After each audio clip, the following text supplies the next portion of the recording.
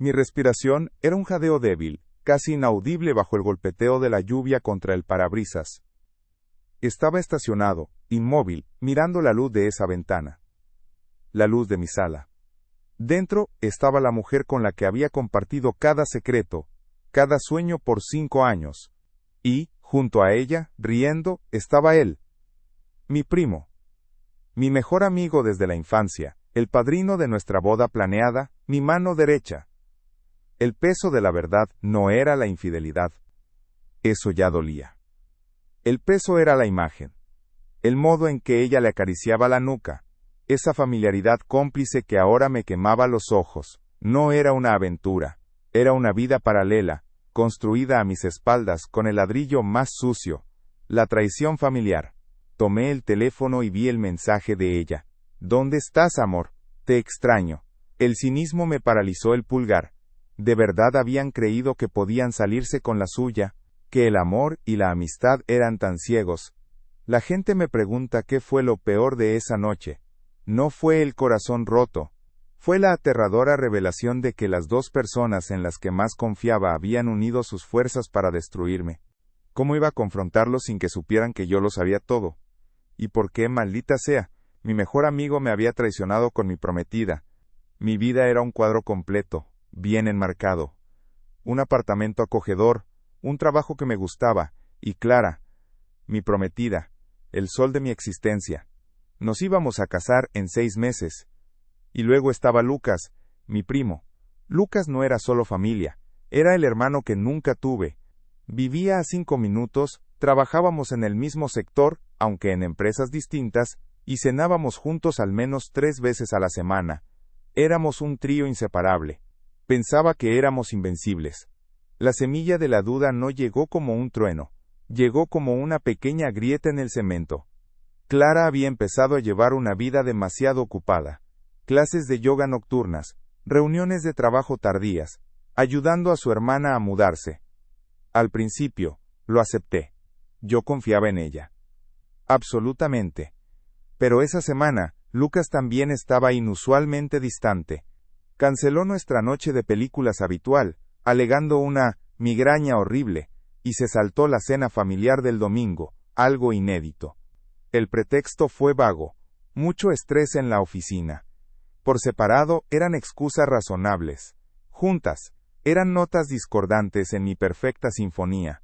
La grieta se abrió por completo un martes por la tarde. Fui a la lavandería a buscar una camisa para una presentación, y metido en el bolsillo del pantalón de Clara, encontré algo que no le pertenecía. No era un mensaje de texto, era una llave. Una llave de coche. Pequeña, moderna, con un llavero de cuero desgastado que reconocí al instante. No era la llave del Mazda de Clara, era la llave de Lucas. El llavero era un regalo que le hice por su cumpleaños número 30. Mi estómago se contrajo, como si me hubieran pateado con fuerza.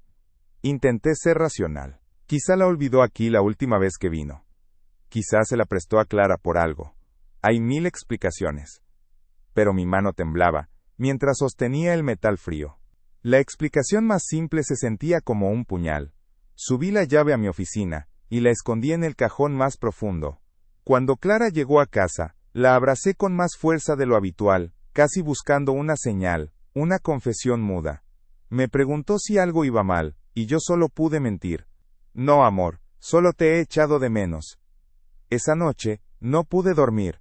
La llave estaba allí, en el fondo del cajón, ardiendo un agujero en mi conciencia. Sabía que no podía enfrentarme a Clara con solo una llave y una corazonada. Necesitaba pruebas irrefutables, algo que destrozara sus coartadas de una vez por todas. Tenía que sumergirme en el miedo y en la oscuridad para encontrar la verdad, antes de que me destruyera por completo. La única opción era convertirme en lo que más odiaba, un espía.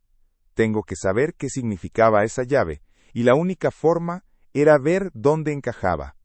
La investigación comenzaba ahora. Me levanté a la mañana siguiente con una adrenalina fría bombeando por mis venas. La llave de Lucas se había convertido en mi brújula hacia la miseria. Tenía que actuar con precisión quirúrgica, sin levantar sospechas. Mi primer movimiento fue digital. Sabía la contraseña de Clara, la misma que usaba desde la universidad, Nuestro aniversario, por supuesto. Entrar en su teléfono me hacía sentir nauseabundo, como un ladrón en mi propia vida. Me concentré solo en las aplicaciones de mensajería.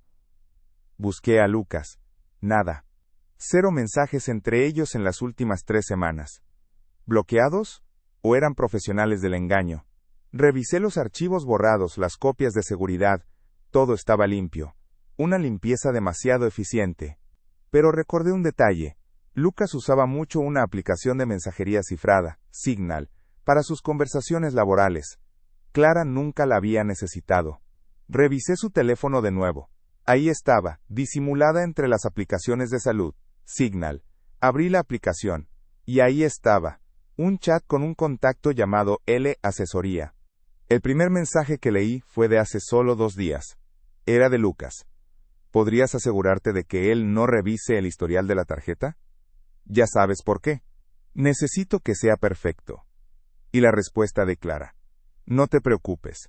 Lo tengo todo cubierto. ¿Nos vemos mañana en la hora de siempre? El café en la gasolinera está delicioso hoy. El golpe fue demoledor. No era solo sexo. Era una conspiración. Estaban coordinando, cubriendo sus rastros financieros. Mi mente, que había buscado 1000 excusas, se rompió. L. Asesoría. ¡Qué asco! Cerré el teléfono, la bilis subiendo por mi garganta. Ya no podía confiar en nada. Las coartadas de yoga, las migrañas de Lucas, todo era una mentira elaborada. Pero aún no tenía el dónde, ni el cuándo de la traición física. Y necesitaba más que mensajes cifrados para enfrentarlo sin que pudieran negarlo. Decidí usar la llave. Ese mismo día, me ausenté de la oficina. Conduje hasta el edificio de Lucas. Estacioné mi coche a 2 manzanas y, sintiéndome como un detective de novela barata, empecé a caminar por el aparcamiento subterráneo. Presioné el botón de la llave. No hubo respuesta. La llave no era de su coche habitual. Volví a la calle y caminé alrededor de su manzana, probando el control de alarma en cada coche estacionado. Tardé casi 1 hora en encontrarlo. Estaba aparcado en un rincón sombreado, un utilitario gris que Lucas usaba según él, para viajes de negocios largos. Un coche que yo nunca había conducido. El coche se abrió con un pitido. Lo revisé rápidamente. Asientos reclinados hacia atrás, un envase de café vacío de la gasolinera, que Clara había mencionado, y lo más importante, encontré un recibo arrugado. Era un recibo de un motel de carretera, a 20 kilómetros de la ciudad, fechado hace 10 días, 2 horas de uso. Mis manos temblaron tanto, que apenas pude enfocar la letra en el papel. Motel El Descanso. 2 horas. El cinismo de la situación me hizo reír, una risa seca y horrible. Esa noche, no volví a casa. Le envié un mensaje a Clara diciéndole que tenía una emergencia laboral que me mantendría fuera de la ciudad. Era otra mentira, mi mentira para atrapar la suya. Me dirigí al motel. Me registré en una habitación y esperé, vigilando la entrada. La verdad me había dejado vacío, pero también me había llenado de un frío propósito. A la mañana siguiente, me senté en mi coche, mirando la entrada del motel desde lejos. A las 8:30 de la mañana, vi el utilitario gris de Lucas entrar en el aparcamiento trasero. 10 minutos más tarde, Clara entró a pie, con gafas de sol oscuras y una mochila deportiva, caminando de forma furtiva, mirando a su alrededor. Entró por la puerta de servicio que conducía directamente al bloque de habitaciones. No necesité ver nada más. No necesité un beso, ni un abrazo. La llave, los mensajes cifrados, el motel, el coche de Lucas y la entrada furtiva de Clara. Todo se unió en una verdad indiscutible, un golpe de mazo que destruyó mi realidad. Me recosté en el asiento, cerré los ojos y sentí las lágrimas secas. Clara y Lucas. Lucas y Clara. Ahora lo sabía. Pero no podía enfrentarlos aquí, en un sórdido motel. Necesitaba que el escenario fuera mi casa, mi vida. Necesitaba que ellos vieran la destrucción que habían causado, no solo que la sintieran. La ira me dio una idea. Una reunión sorpresa que no podrían rechazar. Si querían jugar un juego, yo pondría las reglas. Tenía que ser en las próximas 48 horas. La confrontación en frío se acercaba. El viaje de vuelta del motel fue un vacío anestesiado. Mi mente ya no estaba en la negación ni en el dolor inmediato. Estaba en la estrategia. Tenía la evidencia. Los mensajes, la llave, el recibo y la confirmación visual de su entrada furtiva al motel. La duda se había disuelto, dejando solo una verdad cristalina y corrosiva. El dilema era, confrontar explosivamente ahora, o construir un escenario donde no pudieran escapar ni mentir. Si confrontaba a Clara sola, me diría que Lucas la había forzado, o que yo había descuidado la relación. Si confrontaba a Lucas solo, diría que Clara lo había seducido, o que yo era paranoico. Ellos tenían una historia coordinada. Yo tenía que desmantelar esa coordinación. Decidí que la revelación tenía que ser pública, o al menos semipública, para que el peso de la traición recayera sobre ellos sin opción a huida. No quería venganza, quería la verdad expuesta y la libertad. Llegué a casa al atardecer. Clara estaba cocinando, tarareando. La visión de su espalda, tan familiar y ahora tan extraña, me llenó de un asco glacial. ¿Cómo podía actuar así? ¿Cómo podía tocar la comida que yo iba a ingerir con esas manos que habían tocado a mi primo? Fingí agotamiento y me senté a la mesa. Ella se acercó y me besó suavemente. Lo siento por tu emergencia, cariño. ¿Todo bien? Sí. Estuvo estresante. Pero ya pasó. Mentí, sintiendo cómo mi voz se rompía por la presión. Qué bien que estés de vuelta. Lucas llamó. Quería saber si ya regresaste para ver si te unes a nosotros mañana. Mi corazón dio un salto mortal. ¿Unirte a nosotros? El cinismo era asombroso. ¿Nosotros? Sí, la cena de la tía Elena. ¿Recuerdas? Es el cumpleaños del tío Fernando. Lucas me preguntó si iríamos. Dijo que te extrañaba. Lucas me extrañaba.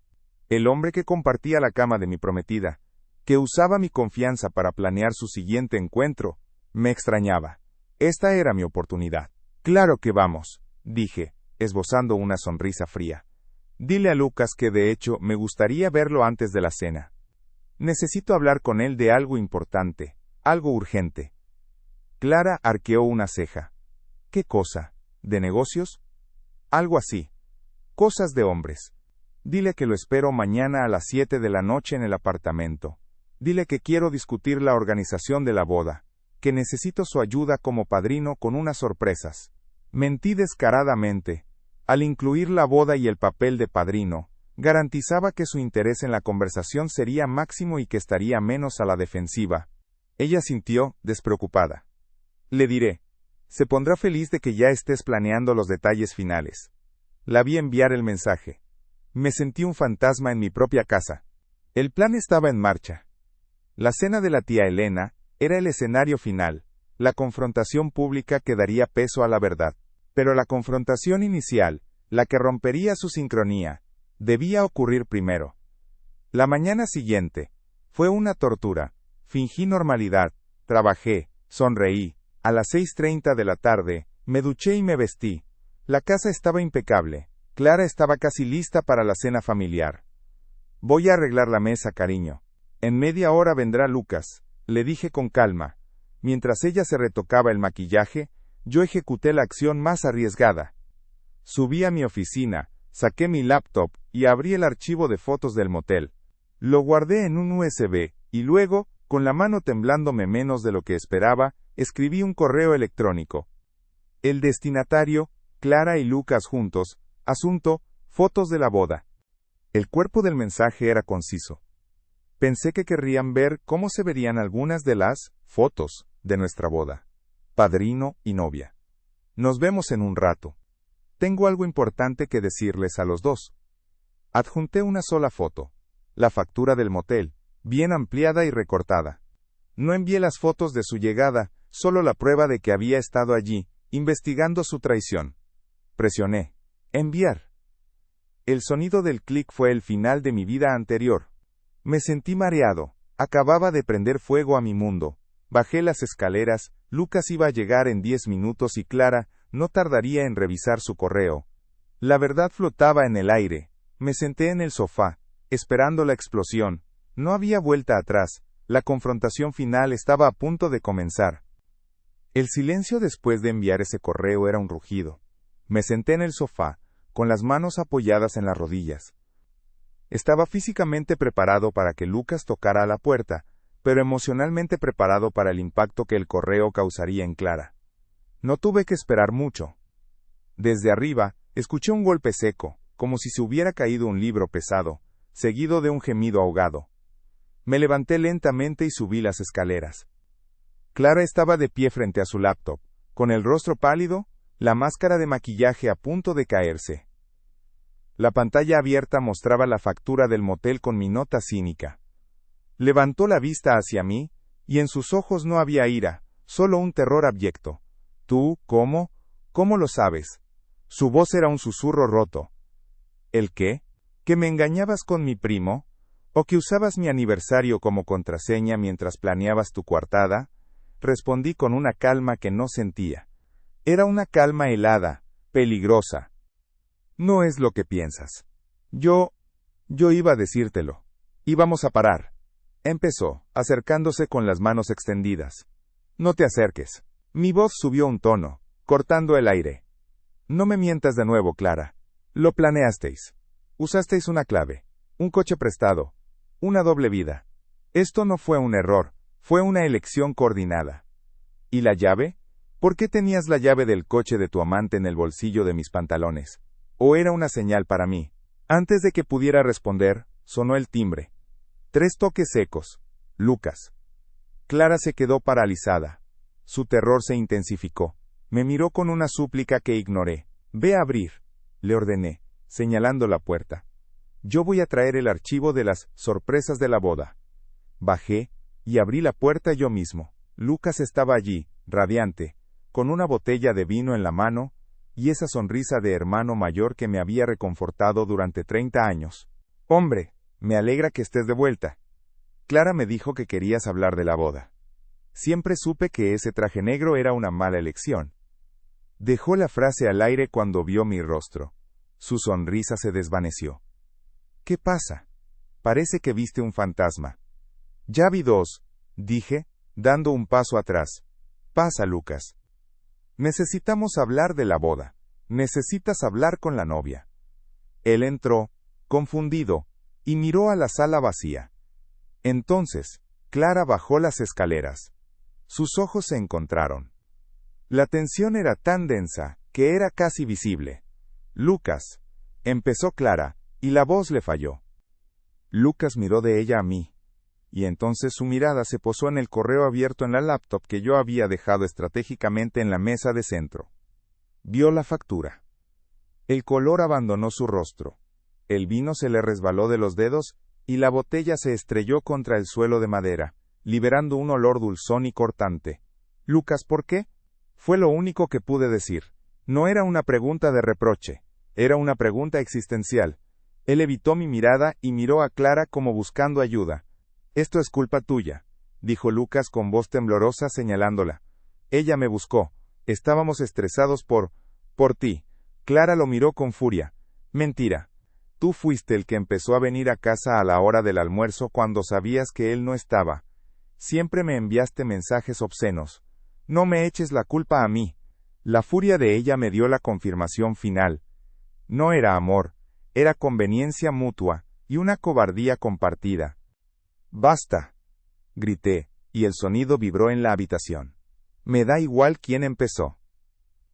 Lo que importa es que los dos me mirabais a los ojos, os sentabais en mi mesa, y me mentíais mientras planeabais destruirme. Lucas, eres mi sangre. Eras mi padrino. Clara, eras mi futuro. Las lágrimas finalmente cayeron por mi rostro, pero no eran de tristeza, eran de rabia y alivio. La verdad era libre. Se acabó, declaré. Lucas, sal de mi casa. Ahora. No vuelvas a dirigirme la palabra. Eres un extraño para mí. Lucas se levantó, humillado, y salió rápidamente, esquivando los cristales rotos. Ni siquiera se despidió. Miré a Clara. Tú. Tienes hasta mañana por la mañana para llevarte lo que es tuyo. No me hables. No me toques. Tu llave, la del coche de tu amante, la dejaste en mi pantalón. Eso fue suficiente. Ella comenzó a llorar abiertamente. Te amo. Por favor, podemos. No, no me amas. Amas lo que yo te daba. ¿Y a él? Por la emoción de la traición. Esto es lo que queríais. Libertad para estar juntos. La tenéis. Pero ahora la tendréis sin mi confianza, sin mi dinero y sin mi familia. Me di la vuelta y subí las escaleras. La confrontación había terminado. Me había liberado, sí, pero el costo era la demolición total de mi vida. Me senté en el suelo de mi baño, escuchando el sonido de Clara empacando en la habitación contigua. Todo había terminado. ¿O no?